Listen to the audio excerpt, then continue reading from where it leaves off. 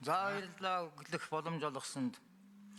За өнөөдөр Монголд ерөн зүгээр хүний эрх хангагдж байгаагаас бараг одоо хангагдж байгаа хүний эрх за тэрэнд ойртож байгаа бус улстай харьцуулахад ойртож байгаа тийм хүний эрх ерөөсөө байхгүй.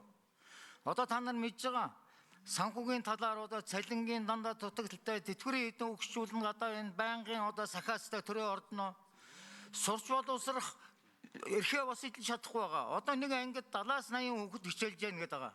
Тэр ганц багш одоо яаж тэднэрт төрж ингэж боловсрол олгох юм бэ? Энэ ямар ч боломжгүй байгаа.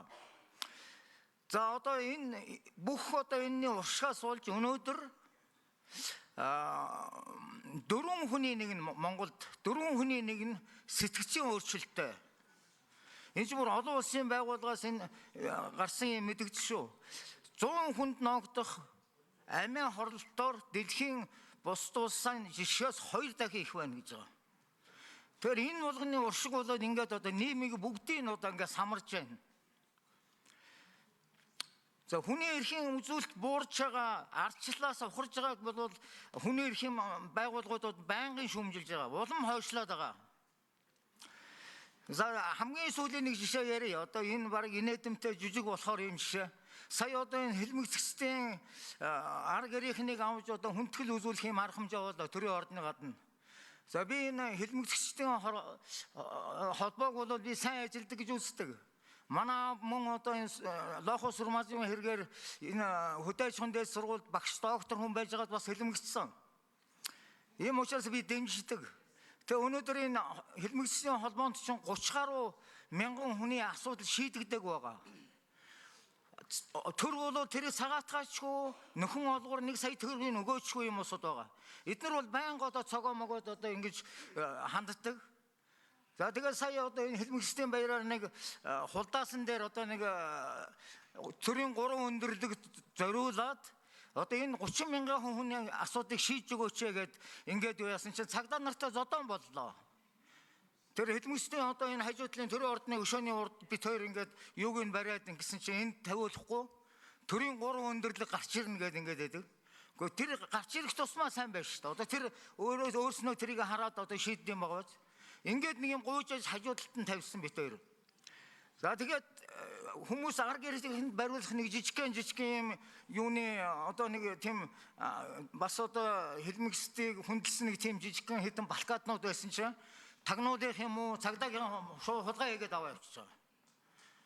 Ийм байхад одоо бид нар хүний эрхийн тухай ер нь яриад яах юм бэ?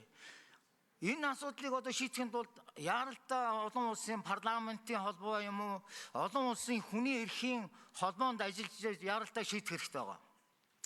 За хамгийн сүүлд нэг зүйл хэлэхэд та нар бүгд мэдж байгаа Монголын ард түмний одоо бас авиаслык хүү Эренчингийн шойнмын 90 жилийн одоо иргэжил болно. Энэ хүн бол одоо бүх сэтгэл зүрх бие ялдараараа одоо ингээд төрийн золиос болсон хүн байгаа. Тэгээ үгсийн дараа яг нэг төмөр зүүж өгсөн. Одоо төрийн шагналыг өгсөн. Тэгээд энэ амьдтан тэрийг мэдэхгүй ингээд дараа нь одоо нэхэж өгдөг одоо ингээд maaхан одон тэмдэг өгдөг ийм гажиг ёс одоо би зөвхөн Монголд байна гэж бодож байгаа. Тэр хүн бас шоронгоос гарахтаа ч тэгж одоо төр зас гомдоогүй гарч ирсэн юм байлээ. Ягаад гэвэл юу яасан үг гэдэг юм. Гэдэргээ харах завгүй гиндүүлж намайг тонгорсон амьдралаас гэгэн цагаан өдрөөр дагаа би нэхнэ гэж.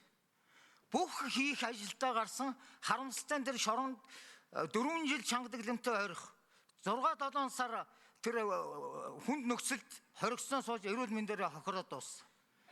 За ийм л байгаа. Инхээр одоо та нар бүгд одоо төр засах одоо энэ бус байгууллагатай хүний эрхийн байгууллагатай хандаж энэ асуудлыг нэн түргэн шийдэх байх гэж одоо итгэж байна. За анхаар тавьсан баярлалаа.